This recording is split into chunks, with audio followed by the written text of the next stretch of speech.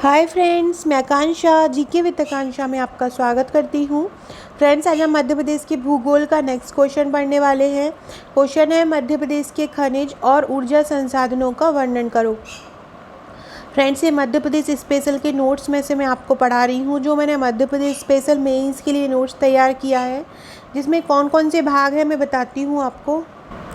ये सभी भाग रहेंगे जिसमें आपका जनजातीय इतिहास, कला, संस्कृति, पर्यटन, वंश विरासत, स्वास्थ्य, भूगोल, मिट्टी, राजनीति, अर्थव्यवस्था, व्यक्तित्व, जल प्रबंधन, विज्ञान, तकनीक, खाद्य प्रसंस्करण, ये सभी आपका मध्य प्रदेश का रहेगा। मध्य प्रदेश में बीज, मध्य प्रदेश में बागवानी और मध्य प्रदेश की जनगणना, ये इन सबसे संबंधित प्रश्नों का मैंने एक अलग पैकेज बनाया है।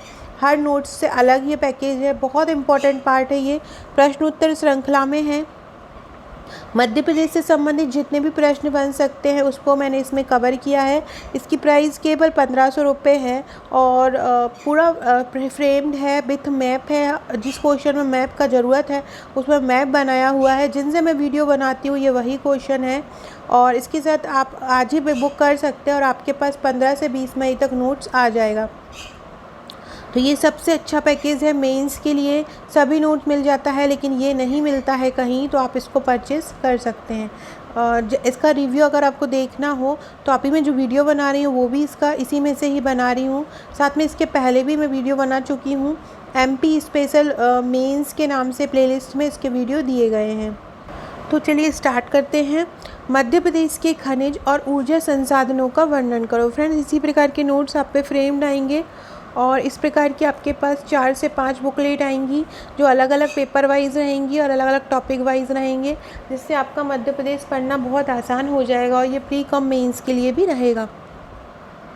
भारत का हृदय प्रदेश मध्य प्रदेश खनिज और ऊर्जा संसाधनों की दृष्टि से संपन्न राज्यों में से एक है। जो भारत का जो मध्य प्रदेश है, जो हृदय प्रदेश कहा जाता है, वहाँ पे खनिज और ऊर्जा संसाधन जो हैं भरपूर मात्रा में हैं। प्रदेश का खनिज उत्पादन की दृष्टि से देश में चौथा स्थान है। मध्य प्रदेश ऊर्जा संसाधनों की दृष्टि से भी आत्मनिर्भर और संपन्न राज्य है। मध्य प्रदेश में लगभग 25 प्रकार के खनिज पाए जाते हैं। इनमें से 20 प्रकार के खनिजों का उत्खनन या दोहन किया जाता है, जो इस प्रकार है। देखिए फ्रेंड, इसमें दो चीज़ों के बारे में आपसे पूछा है, मध्य प्रदेश के खनिज और ऊर्जा संसाधन। ये सिंगल भी पूछ सकते हैं और एक साथ भी पूछ सकते हैं, तो ये आंसर थोड़ा सा बड़ा होगा अगर दोनों पूछा है। सिंगल पूछा है तो आप खनिज का अकेले लिखिएगा और ऊर्जा संसाधन का पूछा है तो आप ऊर्जा संसाधन लिखिएगा।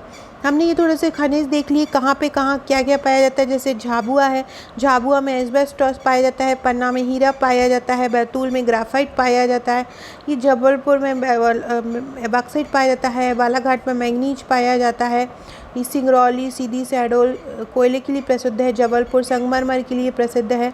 तो इस प्रकार से आप अपने मैप में इन पूरे खनिजों को, जो जिला जिस खनिज के लिए जाना जाता है, तो आप उसको मैप में यहाँ पे लोकेट कर सकते हैं।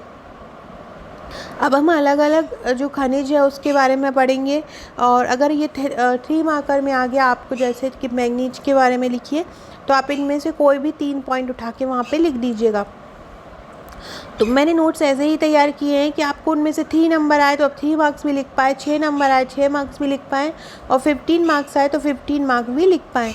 तो मैंगनीज के बारे में क्या लिखेंगे? मैंगनीज का उत्पादन में देश में प्रथम स्थान है, मतलब मध्य प्रदेश जो है देश में प्रथम स्थान पर है मैंगनीज के उत्पादन में। जो मैंगनीज है वो धारवाड़ क्रम की अपसादी चट्टानों में पाया जाता है। मैंगनीज कहाँ पाया जाता है? धारवाड़ क्रम की अपसादी चट्टानों में पाया जाता है।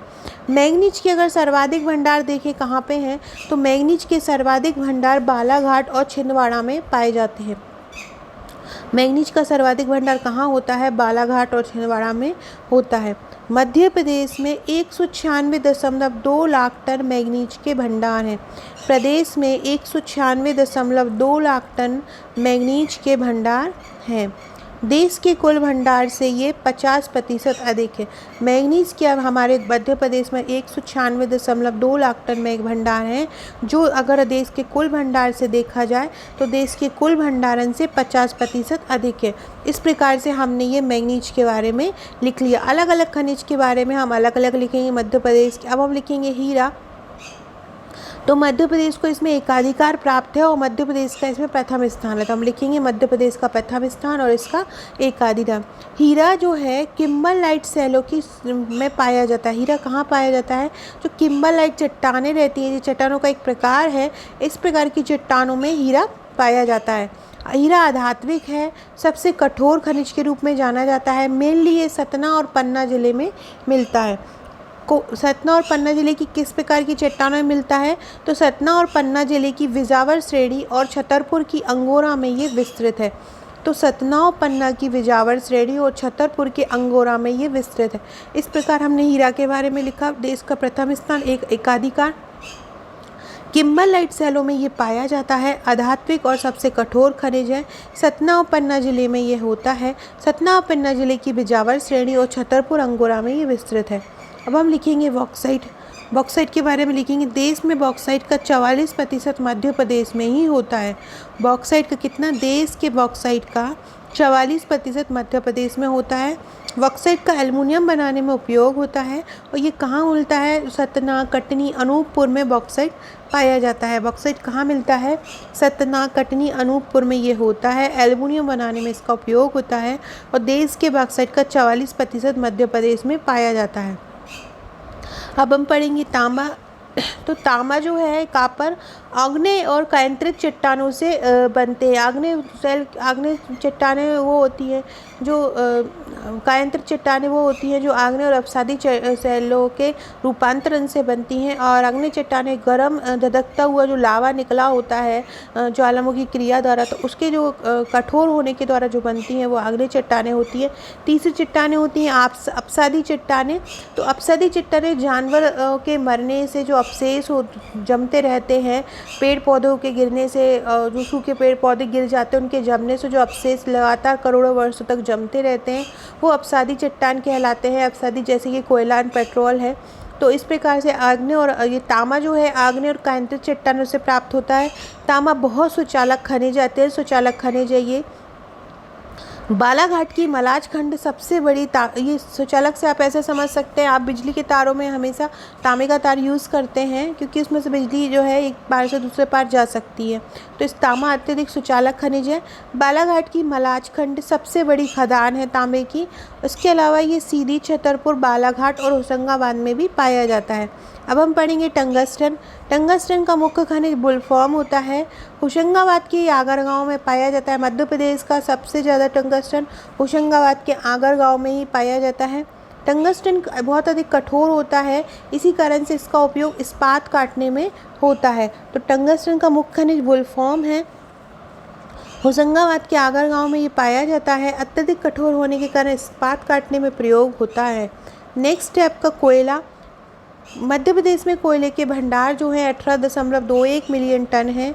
उद्योगों की जननी और ये शक्ति का प्रतीक है। कोयला सबसे ज़्यादा मुख्य ऊर्जा का साधन है। भंडारण की दृष्टि से मध्य प्रदेश का भारत में 5वां स्थान है। तो आगर गांव में पाया जाता है। 18.21 मिलियन टन इसके भंडार हैं। उद्योग की जननी और शक्ति का प्रतीक है। ऊर्जा का मुख्य संसाधन है। भंडारण की दृष्टि से प्रदेश का 5वां स्थान है। इस प्रकार से हमने ये कोयले के बारे में लिखा। अब हम पढ़ेंगे प्रमुख कोयला क्षेत्र, क्योंकि कोयले के बारे में क्वेश्चन आ जाता है। तो कोयले के प्रमुख कोयला क्षेत्र, कोयले के क्षेत्र इस प्रकार से है। मध्य भारत कोयला क्षेत्र, सतपुड़ा कोयला क्षेत्र। तो 2 भागों में कोयला पाया जाता है। मध्य भारत कोयला क्षेत्र में ये अलग से भी एक क्वेश्चन आता है कि मध्य प्रदेश में कोयले की स्थिति को समझाओ, तो आपको ये पूरा अच्छे से डिस्क्राइब करके लिखना है।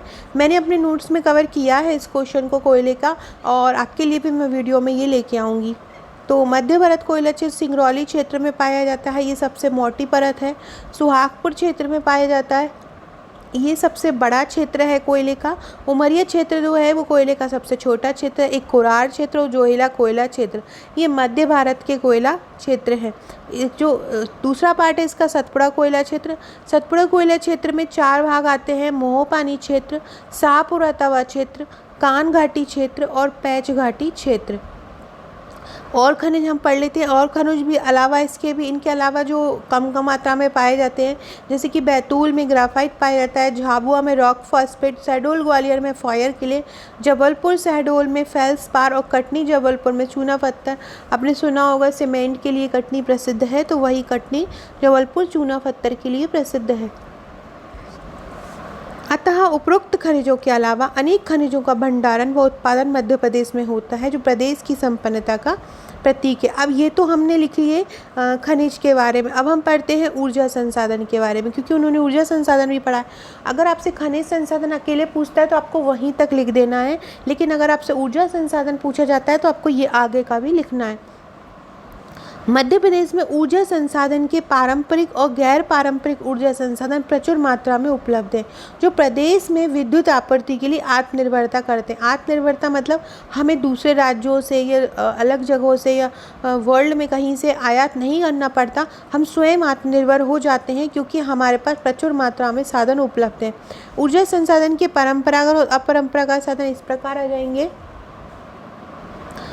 परंपरागत में कोयला, विद्युत, परमाणु, पेट्रोलियम, प्राकृतिक गैस, जो सदियों से जिनका यूज़ होता आ रहा है। गैर परंपरागत होते हैं गैर परंपरागत है पवन, सौर, भूतापीय, ज्वारीय और बायोगैस, जिनका अभी वर्तमान में उपयोग करने की प्रयास किए जा रहे हैं, ताकि हम ये परंपरागत साधनों का कम से कम उपयोग कर सकें और भविष्य के लिए इनको सुरक्षित रख सकें। थर्मल, अब हम अलग अलग जो ताप विद्युत केंद्र हैं, जो ऊर्जा क्षेत्र हैं, उनके बारे में पढ़ेंगे। जैसे कि थर्मल तापीय विद्युत केंद्र, यहाँ पे ये 5 हैं मुख्य, इनके आपको पावर याद रखना पड़ेगा। विंध्याचल में ताप विद्युत केंद्र है जो है 2260 मेगावाट का है। सतपुड़ा में 1142 मेगावाट का है। संजय गांधी वीर सिंहपुर में जो मार्ग है पावर विद्युत केंद्र, वो 1340 मेगावाट है। मालवा में 2000 मेगावाट है और चांदनी में 17 मेगावाट है, जो बुरहानपुर में स्थित है। देखिए, ये कुछ ताप विद्युत केंद्र का मैंने चित्र में बनाया है, चित्र में भी आप शो कर सकते हो। ये अमरकंटक ताप विद्युत केंद्र, संजय गांधी, दादा धूनी, संत सिंगाजी, चांदनी विद्युत केंद्र, सतपुड़ा ताप विद्युत केंद्र, पेंच ताप विद्युत केंद्र। तो आप इस प्रकार इनको मैप में भी लोकेट कर सकते हैं। अब हम पढ़ेंगे जल विद्युत केंद्र कौन कौन से हैं। तो चंबल नदी पर है गांधी सागर बांध से, जिसमें हमको 115 मेगावाट मिलती है विद्युत। राणा सागर बांध है, इससे 172 मेगावाट मिलती है। जवाहर सागर बांध है, इससे 99 मेगावाट मिलती है। सोन नदी 345 मेगावाट मिलता है। नर्मदा नदी से 450 मेगावाट मिलता है। ओमकारेश्वर से 520 मेगावाट मिलता है। इंदिरा सागर से 1000 मेगावाट मिलता है। तो इस प्रकार से ये जल विद्युत केंद्र हैं। अब है परमाणु ऊर्जा केंद्र। परमाणु ऊर्जा केंद्र चुटका गांव में है, मंडला में। यहाँ से 1400 मेगावाट मिलती है बिजली। सौर ऊर्जा केंद्र नीमच में है, 130 मेगावाट। इसी प्रकार से रीवा में है, इटारसी में है और इंदौर में ये सौर ऊर्जा केंद्र स्थापित है।